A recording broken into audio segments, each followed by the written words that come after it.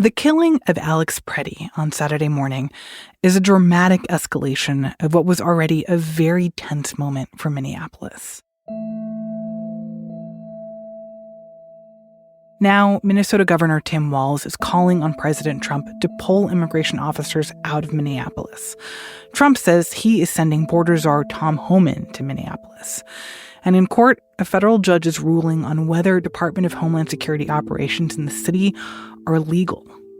It's a critical time for a city that is still in shock over Pretti's death and outraged at video footage that shows what transpired in the moments before he was shot by Border Patrol. For many Minneapolis residents, there is anger and there's intense fear. You can hear that from 35-year-old Ben Porter, who spoke to one of our reporters in South Minneapolis. Every instance of violence and every video you see, there's a gut-wrenching moment where you realize that this is not in any way, shape, or normal. Ben said that he has never felt more afraid and anxious on a daily basis. It's the same sort of sentiment that you would encounter to cities or communities that have been affected by natural disasters. But in this case, the disaster is the federal government attacking us. From the newsroom of the Washington Post, this is Post Reports. I'm Martine Powers. It's Monday, January 26th. Today, we're talking through what we know about the death of Alex Pretti and why people are worried that this shooting won't get a thorough investigation. And we'll hear how this encounter is raising important questions around America's gun debate and exactly who gets to exercise their Second Amendment right. To do all this, I'm turning to my colleague Kim Bellware, a national reporter based in the Midwest.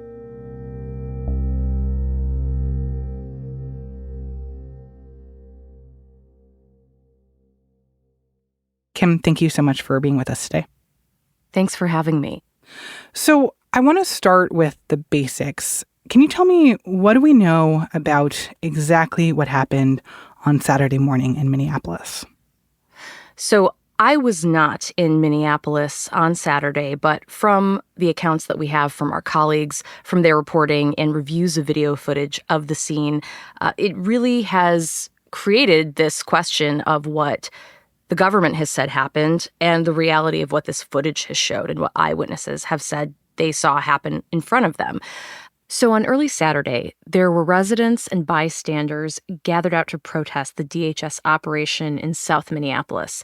People are blowing whistles to warn residents of the agent's presence, and people are recording with their phones. And in one of these videos that was filmed from a passing car, we can see Alex Pretti in the street. We can see him talking to an agent, and he's filming the agents with his phone. He is not holding a gun in either of his hands. And an agent moves him back towards the sidewalk.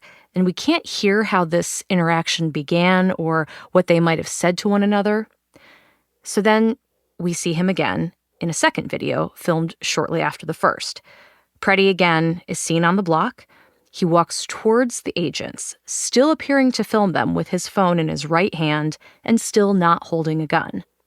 One of the agents pushes a person who appears to be a bystander or a protester down onto the sidewalk, and that's when Pretti steps between this person and the agents, and then the agents pepper spray Pretti. And just to be clear here, we do not know what prompted this law enforcement officer, this Border Patrol agent, to pepper spray him or why that agent felt that he needed to use it to subdue Pretti. That's right. So there is a lot that we can't hear that wasn't captured in the audio on these various videos.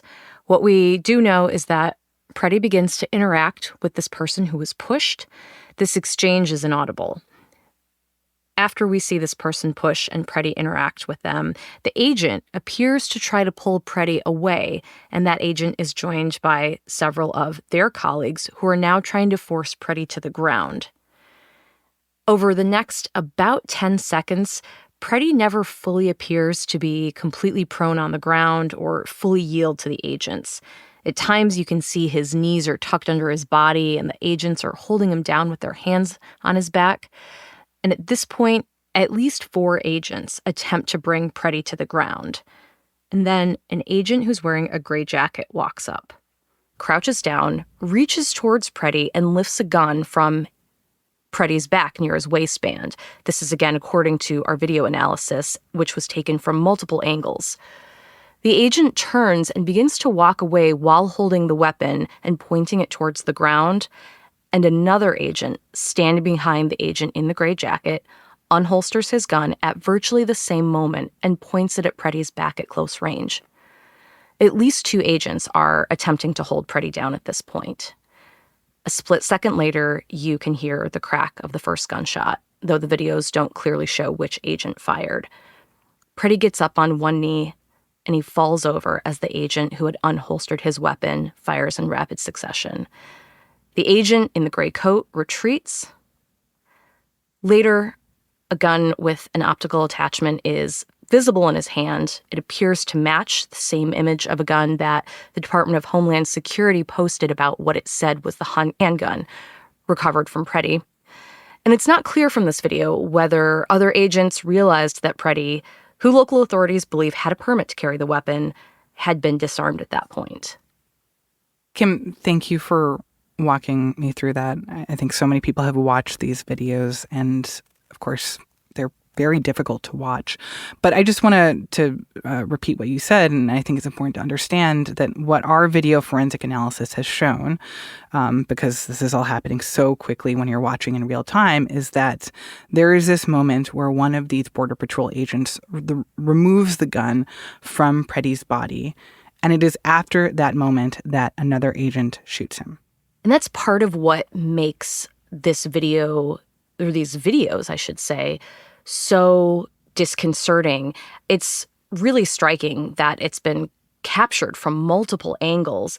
And, just the sheer difference in numbers. There's a lot of agents on top of Pretti. There's this incredible tension in this moment. And then when you hear that first gunshot, you can just see everything change. And once they back up off a little bit, you can actually see Pretti, fall to the ground. And there's something about it that is so clear in a way that a lot of other videos that have really angered people around the ICE response just haven't quite captured the detail in the same way.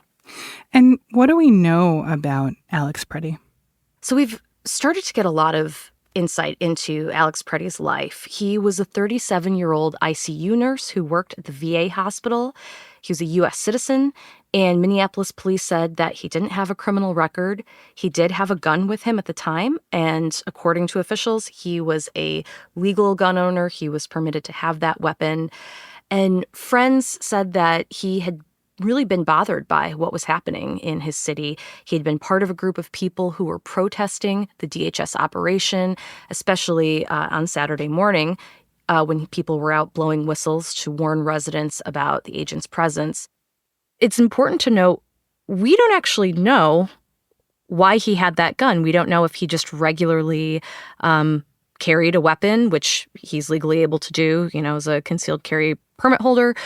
We don't know if he even knew that he was going to a protest proper when he left the house that morning.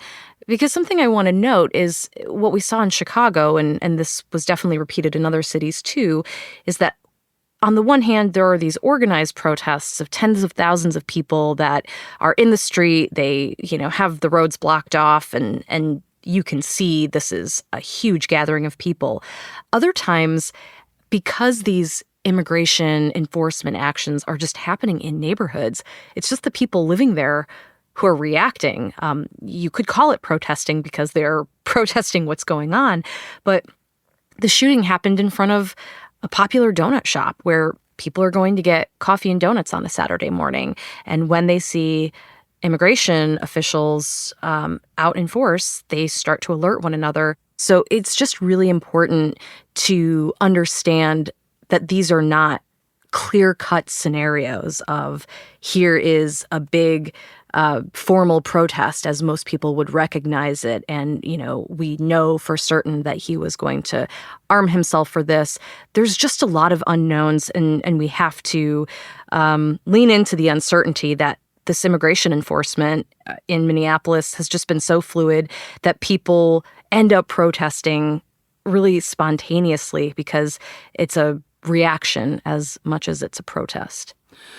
So what are officials, the Department of Homeland Security, the federal government saying at this point about Alex Pretti's death? The response from the Trump administration and from President Trump has been really striking. Almost immediately after this shooting, Trump and officials in his administration were describing Pretti as a threat, as a criminal, and said that law enforcement acted in accordance with their training.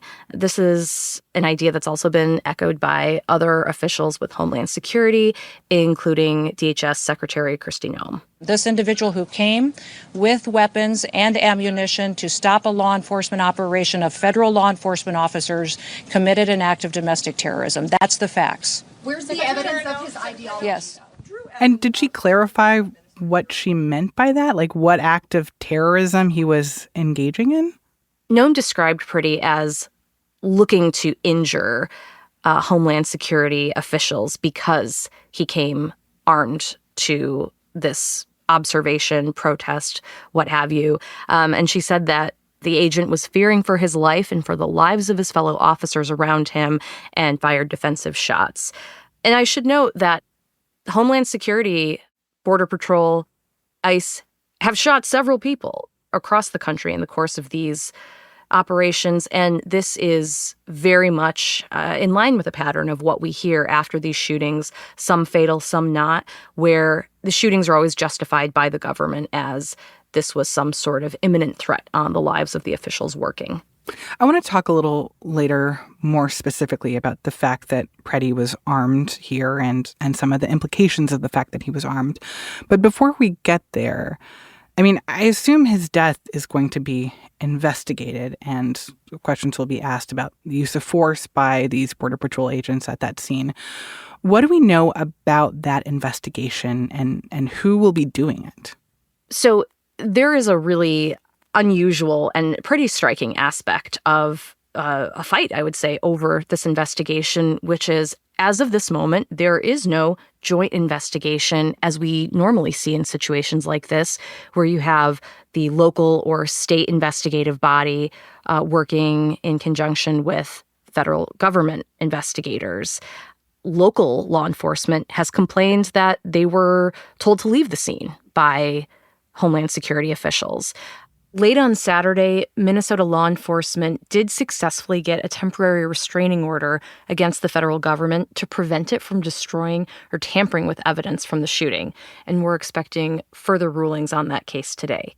And Minnesota Attorney General Keith Ellison is trying to make sure that all of the evidence is preserved so that state officials can have that when they continue their investigation.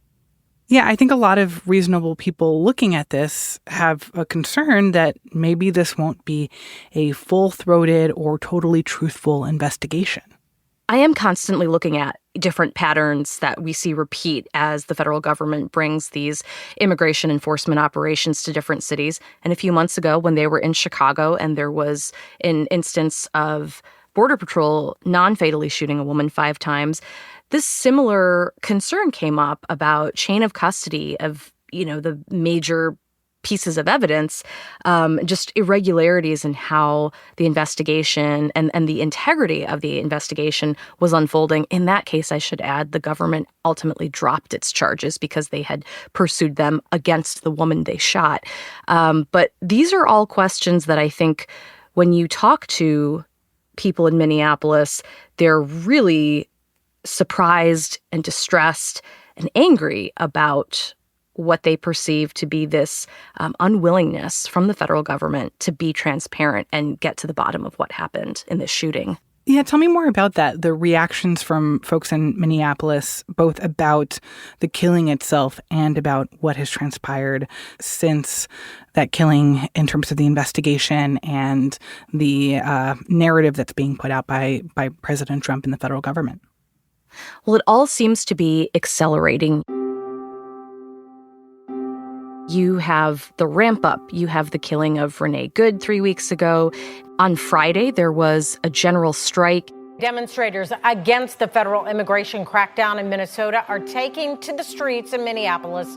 According to community organizers, 700 businesses are shut down across the state today. And a general strike is, broadly a work stoppage. People in different industries are not working. They're out in the streets protesting. On the streets of Minneapolis, in the bitter mid-20s cold, they marched by the thousands. Say it loud, say it clear. Say it loud, say it clear. The message, ICE agents out. There were members of labor groups, of religious groups, of just everyday Minnesotans that were out in the freezing cold protesting. I spoke to a resident who lives downtown and said even in the sky bridges, in the, glass tunnels overhead so you can go from building to building without being exposed to the elements, there were people in wheelchairs, people who maybe couldn't be in the cold or couldn't be on the street that were all just wanting to witness it and be part of it. And it was thousands of people. And then Pretti is shot on Saturday morning. And that, again, prompts protests, people coming out. And my colleague Lauren Gurley spoke to some people who came out on Saturday after the shooting to protest and to observe. And she spoke to this man, David Ponder. We don't know what to believe anymore, and so we're out here to witness, right, what's happening and stand up for our community. And one thing that I want to call out is a lot of this distrust, this unease, is not simply breaking along partisan lines. There are people who might have been supportive of President Trump, of this immigration operation at some point. And this is now the third shooting in Minnesota involving federal law enforcement since the year started. And the rhetoric being so different from what people have observed with their own eyes in multiple camera angles, a video that's been widely disseminated, is really making them distrust law enforcement, distrust what the government is saying. And it's even, bringing back some echoes of the anger and the frustration that people felt in Minneapolis after George Floyd was killed by a police officer in 2020. People want clarity, they want transparency, and they definitely want accountability. After the break, how Alex Pretti's death has complicated the debate around gun rights in America. We'll be right back.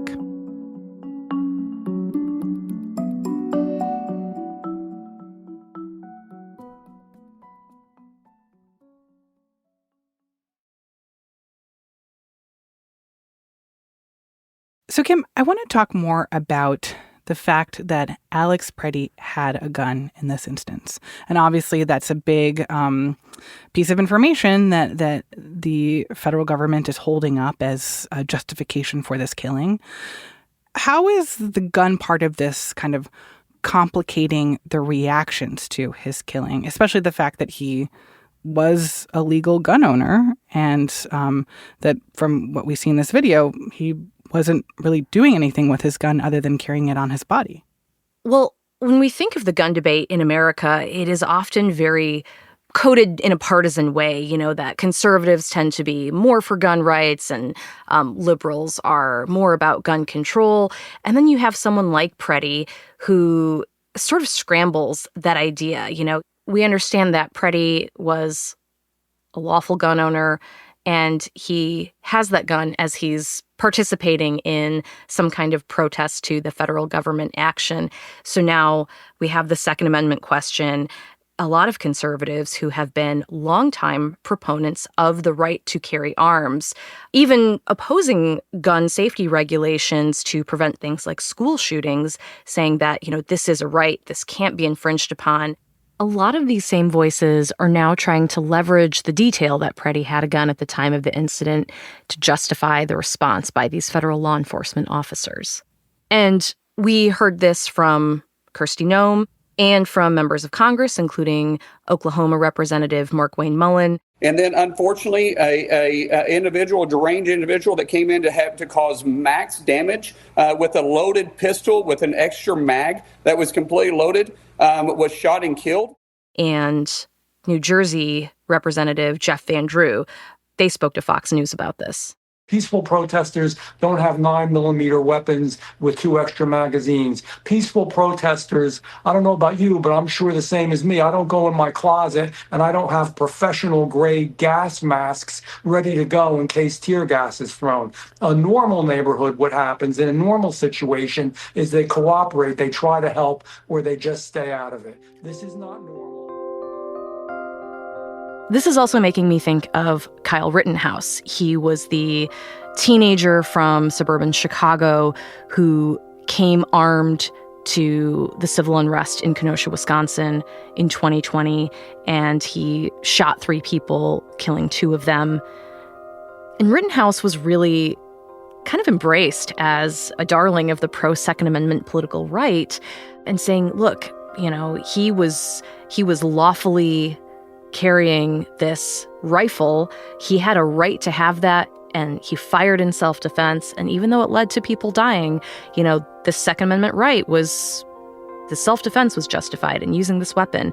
And Rittenhouse is a figure that I've seen those on the political left in particular point to kind of question what I think a lot of liberals are seeing as a hypocritical stance by pro-Second Amendment folks, particularly conservative ones, when we're getting into this debate about what Alex Pretti's possession of a lawful firearm in this moment means in this situation.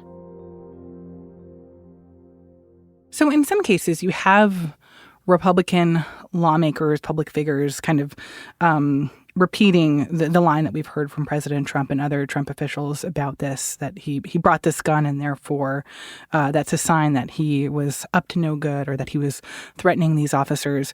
But I'm curious what the NRA has said about this. I mean, organizations that exist to protect the rights of people to carry a gun. So the NRA is interesting. It is a political organization that consistently does come out really boldly in support of the right for people to have almost unrestricted firearms access. But they don't always respond in ways that you would expect, this being one of them. I'm reminded in 2016, also in Minneapolis, there was a Black motorist named Philando Castile who was fatally shot by a police officer during a traffic stop. Castile was a legal concealed carry weapons holder. He had a weapon in the car at the time, and the NRA did not speak out in his defense at the time. And they're putting out a pretty mixed message in the Pretti case. Earlier on Saturday, the NRA, from their main social media account, seemed to join others on the political right in blaming Democratic leaders for violence and saying that their demonization of these immigration officials had, predictably violent results. But later in the day, they kind of did a bit of a heel turn on that. They were pushing back against California's assistant U.S. attorney, who had said, if you approach law enforcement with a gun, there is a high likelihood that they will be legally justified in shooting you. And then the NRA hit back at Asali's comment and said, this sentiment from the first assistant U.S. attorney of the Central District of California is dangerous and wrong. The NRA said responsible public voices should be awaiting a full investigation, not making generalizations, and demonizing law-abiding citizens.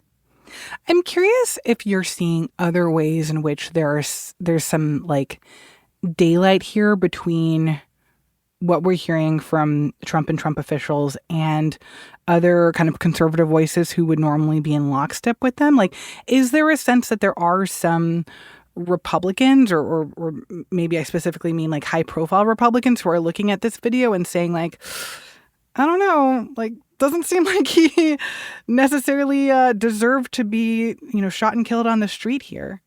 It seems like this is really splitting some on the political right, the traditional pro-Second Amendment, pro-unfettered access to carry types, because what the government is attacking is something that they had long stood up for, but now it's someone who was at the time standing in opposition to what the federal government was doing. And there have been some Republican lawmakers that have pushed back on the broader rhetoric from the Trump administration about what having a gun means in this situation. One of the stronger responses was from Kentucky Republican Representative Thomas Massie. He's often been critical of the White House, and in a statement on X on Sunday, he said, "Carrying a firearm is not a death sentence. It's a constitutionally protected, God-given right. And if you don't understand this, you have no business in law enforcement or government." We also heard from Louisiana Senator Bill Cassidy, also with a post on X, who said, "The events in Minneapolis are incredibly disturbing. The credibility of ICE and DHS are at stake. There must be a full joint federal and state investigation. We can trust the American people with the truth." Interesting. So, Kim, I wonder if, I don't know if statements like that are going to have any effect. I mean, obviously, just because a few Republican lawmakers are kind of speaking about their concerns here doesn't mean that there's some outcry from the conservative side. But I do wonder if your sense is that there is an increasing amount of pressure on President Trump for what's happening here, both with immigration enforcement, but also the fact that U.S. citizens are dying. Yeah, I think it's going to be really interesting to see what happens as far as President Trump's reaction, and if he is at all moved to moderate his stances or the intensity of this current immigration surge in Minneapolis and other U.S. cities they have this planned for. You know, we know that he doesn't really seem to be bothered too much by the criticisms of his political opponents, by Democrats broadly, by U.S. citizens who he kind of categorizes broadly as, just being Democrats and therefore, not trustworthy. We saw how he talked about places like New York and, residents of Chicago. But it is really important to think through the kind of pressure he is feeling in this moment from independents, from moderates who, this might be the last straw. If his coalition of support really starts fracturing over this could actually make him feel more vulnerable. We can't get inside his head. We don't know if this will ultimately change anything.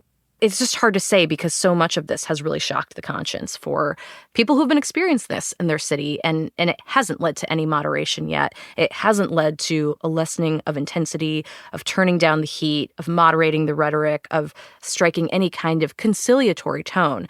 But for now, this unprecedented deployment of federal agents into American cities like Minneapolis, Portland, Chicago, Los Angeles, this is just really amped up the temperature, the anger, this open hostility between largely Democratic populations, usually led by Democratic governors or mayors, and the Trump administration. And this is just, it's making people feel, I think, a lot of frustration and a lot of fear when you see citizens and state and local officials having to square off so fiercely against the federal government. Yeah. Kim, I'll let you go in a second because I heard your dog in the background there waiting for you. But I'm wondering, is there anything else right now that might change the nature of this immigration enforcement in Minneapolis going forward? Is there anything that is going to imminently affect what people in Minneapolis are seeing on the streets from these law enforcement officers, and that will change the kinds of interactions that they're having with these agents and officers? There's a few ways this could go. We did see in Chicago, for instance, after a federal judge limited the use of force that federal agents could use against peaceful protesters and members of the news media, that sort of marked the kind of wind down of the operation. It didn't solve the use of force problems that were happening on the ground, but the Operation Midway Blitz did seem to kind of draw down sometime after that. But we don't exactly know, are they going to come back to some of these cities? How long are they going to stay in places like Minneapolis? But we do know, for instance, recently, the Minnesota Chiefs of Police Association has requested a meeting with President Trump because this group is saying they need this constructive and timely meeting to talk about these complex, high-pressure environments that local law enforcement are dealing with as a result of the Operation Metro Surge in the Minneapolis area. And these Minnesota police chiefs, they want to be able to give their communities some kind of clarity, sense of reassurance, sense of stability. So I think getting pressure from groups or getting appeals from groups that President Trump has long professed to support, particularly the police, could yield some moderation in the approach, but we'll have to wait and see. Kim, thank you so much for explaining all of this. So glad to be talking about this. Kim Bellware is a national breaking news reporter for The Post. Today's show was produced by Alana Gordon and Rennie Svirnovsky, with help from Sabby Robinson. It was mixed by Sean Carter and edited by Ariel Plotnick. Thanks to Annie Gowan, who recorded that interview heard at the top of today's show, and also to Gina Harkins. As we continue to cover this story and other big developments happening around the country and the world, we are always curious what you're thinking. If you have reactions to this episode, questions you're wondering, or ideas for upcoming stories, please share them with us. You can do that by emailing postreports@washpost.com. Again, that's postreports@washpost.com. We look forward to hearing from you. I'm Martine Powers. We'll be back tomorrow with more stories from the Washington Post.